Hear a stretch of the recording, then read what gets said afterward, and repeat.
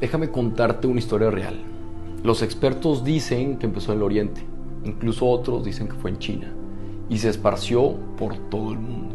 Y había pánico en las calles, y los gobiernos no sabían qué hacer, y empezaron a cancelar eventos, festivales, reuniones, y la economía se derrumbó. Y las personas se dieron cuenta de su propia fragilidad. ¿Te suena familiar esta historia? Te acabo de narrar un poquito de lo que fue la peste antonina, una pandemia que atacó el Imperio Romano en el año 165 después de Cristo. Y esta pandemia lo que hizo fue que asesinó entre 10 y 18 millones de personas. Si nos damos cuenta, ya hemos vivido esto. Y a mí lo que se me hace bien interesante es que, ¿qué fue lo que hizo el emperador Marco Aurelio en ese tiempo? En lo personal hubo 3 cosas que a mí me inspiraron muchísimo.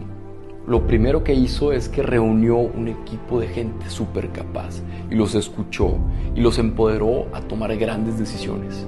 Lo segundo es que después de armar un equipo de ensueño fue a combatir la recesión económica y vendió posesiones del imperio para ayudar a la gente más vulnerable. Incluso vendió posesiones de su misma esposa para poder salir adelante. Paró las deudas del gobierno y también pagó los funerales de las víctimas. Se preocupó por su gente y por su economía. Y lo tercero, cuando Roma estaba lleno de cuerpos y él teniendo toda la capacidad para irse y salvarse, decidió quedarse. Y fue a los funerales y ayudó a la gente y dio discursos. Fue el líder que todo el mundo necesitaba.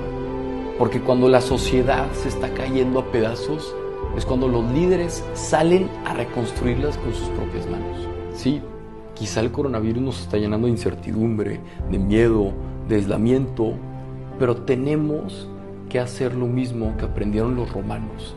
Tenemos que hacer equipo, tenemos que colaborar, tenemos que ser solidarios, tenemos que ver por los más vulnerables y ayudarnos entre nosotros, pero sobre todo tenemos que ser más humanos y empatizar y colaborar y ayudar. Entonces, ¿qué podemos hacer? Primero, dar gracias por todo lo bueno que está pasando, porque estamos más unidos que nunca, aunque no podamos abrazarnos. Dar gracias por todos los cánticos en los balcones y todas las iniciativas que están saliendo a partir de esta crisis. Y dar gracias porque nos estamos preocupando por nuestros mayores. Pero tenemos que formarnos, tenemos que investigar más a fondo, tenemos que ver las fuentes oficiales y tenemos que formarnos para poder ayudar a los demás. Y eso es lo más importante, el actuar. Tenemos que ver qué podemos controlar y qué no podemos controlar. Y así hacer lo mejor que podamos con lo que tengamos. Pero sobre todo, tenemos que ser esa persona que nuestro prójimo necesita.